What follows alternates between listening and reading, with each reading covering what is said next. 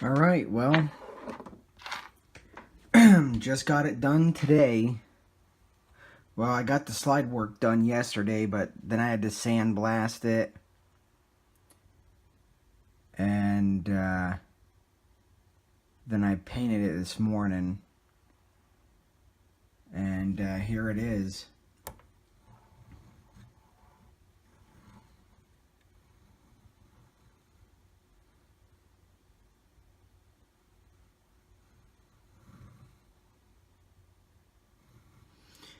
And to be honest with you, I didn't really want windows. I'll roll a picture in. But I was wanting those salient style, agency arms style fish gill serrations up here. And then I wanted like the gashes down in the bottom. And I'll throw a picture of that in right now.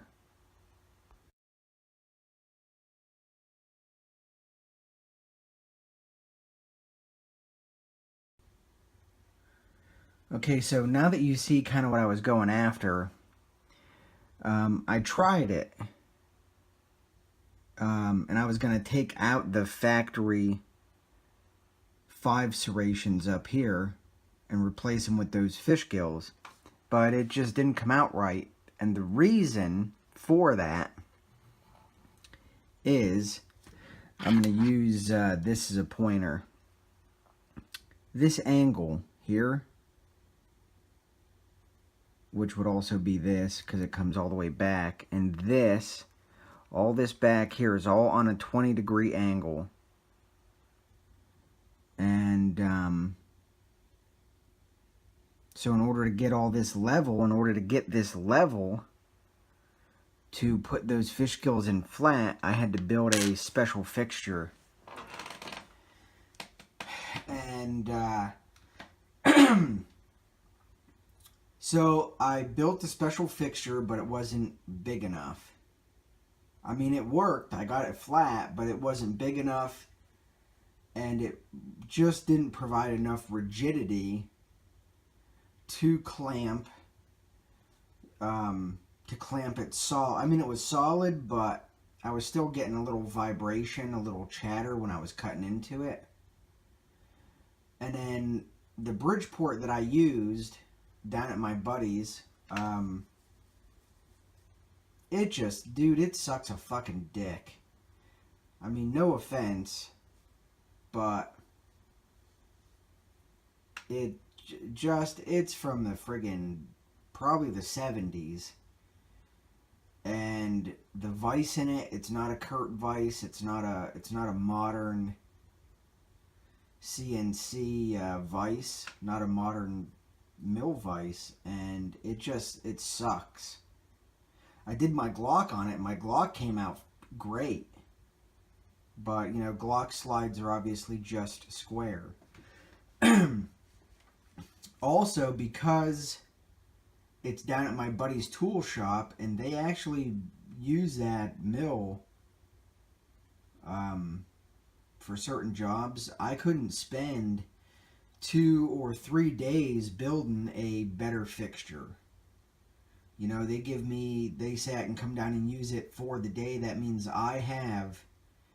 they work 10-hour shifts. I have 10 hours to build something or do whatever I need to do. So I knew going into it that if the fish gills didn't work, that I would have to have windows, because there's no way I could, you know, obviously fix it. Well, so I got into the fish gills, and they did work. They were coming out okay, but at first I thought that I had to tip it 10 degrees. It wasn't 10 degrees, and the first, I worked from the bottom up, and I should have worked from the top down. The first one came out really wide at 10 degrees, and I didn't like it, so I tipped it 20. So now I've got it on a 20 this way, and then I've got it on a 20 tipped, muzzle down, so I can come into it. And I was like, you know what? I don't want to completely fuck this up. So that's when I decided, you know, maybe I can get another slide at another time and try it again when I buy my own Bridgeport, which is in the works. And then I can spend, you know, an obvious more amount of time into a better, more high quality fixture than what I had. So I went ahead and just milled it all out and I made windows. But I wanted to sort of still have the front serrations. So I ended up putting them down on the bottom and doing a window in the sides. Well, as you know, I had already painted my barrel black and in anticipation for the fish gills with the flutes.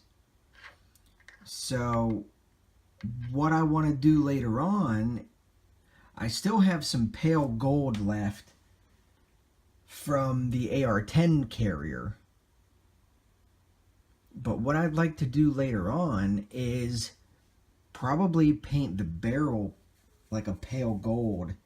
That way you can see a contrast between slide black and the barrel color. Because as it sits, you know, this thing is just blacker than the ace of spades, you know. And then we have like there's a mini window. It's not a window, just a pocket in the top. And top that off with Trigicon HDs. Now on the other side, you know, obviously I got the window here. And serrations back. So all in all, I haven't shot this yet. I literally just got it painted today.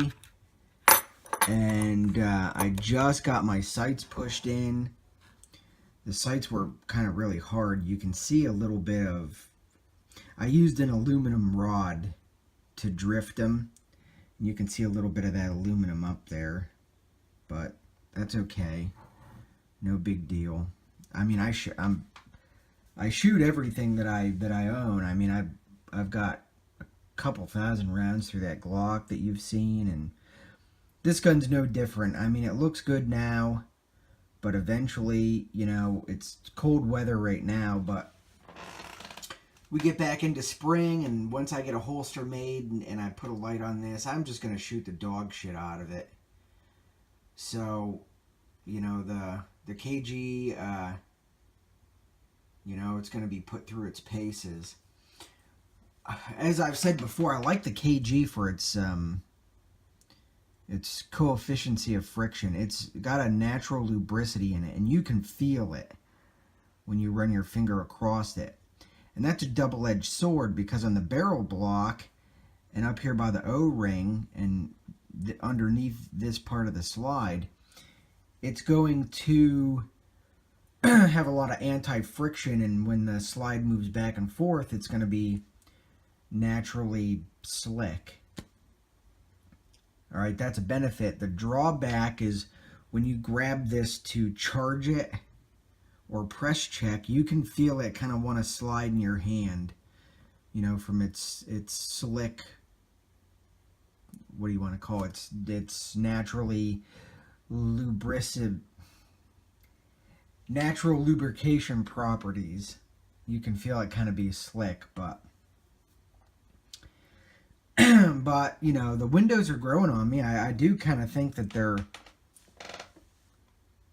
cool. It's cool to see the fluting out here and then follow that flute back through from that window. It's kind of cool, but it's also kind of weird to look down and kind of see your recoil spring. I just don't know if I can I don't know if I can get past that, you know what I mean? But when I did the window, I wanted to take out the, obviously you got to take out where the factory serration is at. And it's just weird to be able to kind of, you know, look down through this in an angle and see your recoil spring kind of looking back at you. But all in all, it came out pretty cool. This is the first gun I've ever did with windows. I haven't shot it yet, but we'll get there.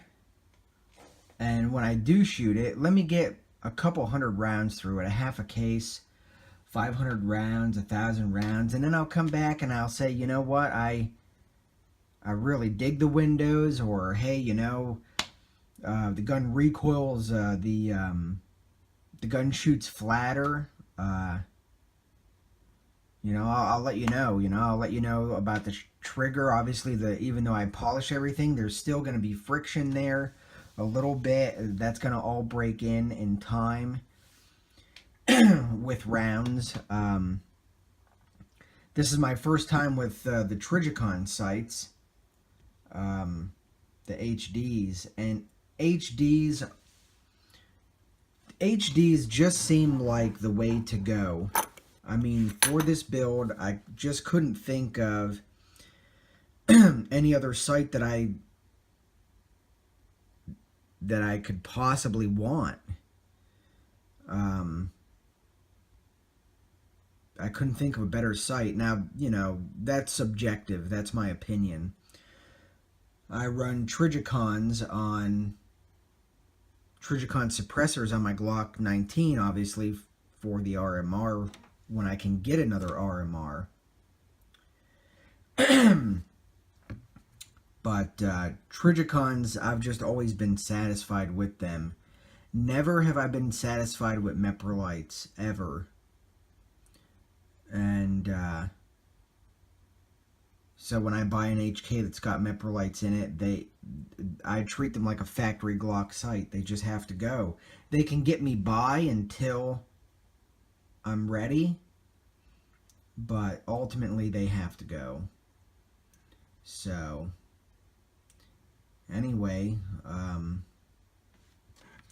just thought I'd give you like a little rundown on this, and kind of let you know that the project is finally finished outside of a light and a holster. And for a light and a holster, the new Surefire X300, it has the screw lock. Excuse me. I was told the screw lock model will fit the 45 compact. I'm gonna buy one and try it out, and I will report back with what I find. And as far as a holster, I've found a guy on eBay who does custom holsters. If you look, I like to carry appendix, but one of the pictures he has it's a dual layer Kydex. It's carbon fiber on the outside with like a neon blue, neon orange, or like a neon red on the inside, or green. And I'm gonna order a holster from him. They're only like 30-something bucks with light bearing, and I'm gonna order from him. I really do like the Incogs. However, you know, it's just 100 and something bucks and plus I don't even think they have them for the 45 compact. But I'm gonna try those, and again, that's gonna be coming up. Hopefully within the next month or so, I can get all that ready to roll, and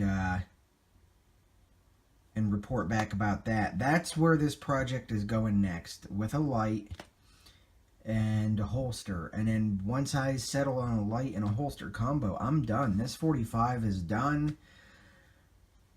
I would like to get I go to Walmart and I get those little tackle boxes, those little bait boxes in with the tackle boxes, where you can fold the lid up, and you can have you know, various worms and hooks and shit. They're just a single layer with the like the cutouts, the storage compartment space, whatever you want it, you know, whatever you want.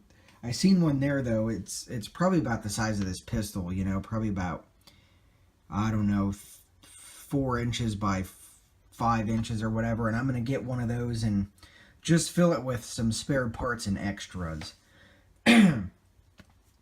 Extra recoil springs, extra trigger, couple extra O-rings, extractor springs, you know, all that kind of firing pin springs and whatever. I'd like to fill one of those up with spare parts, and then that's pretty much done. This pistol's good to go. So with that said, get back to me. Tell me what you think. What do you think about windows on a HK45 compact? Did I fuck the slide up? Do you think it sucks? What about black on black? Should I do the barrel gold? Or maybe even like a titanium or a dark gray? Or should I do the slide dark gray, leave the barrel black? What color combo do you think? Well, with all that said, put it all in the comments and let's kind of discuss this. And, you know, we'll just kind of go from there. So, have a good day. Like, subscribe. The more I see subscribers, the more videos that I'll make videos more often. And I'll have a better array of subjects. Pretty much everything I've been doing is, well, I have been doing some product reviews. I've just been kind of doing updates on or reviews on things that I'm personally doing and kind of just getting your opinion on it. So let's go from there. Talk to me. Tell me how you feel. Talk to you later. Bye.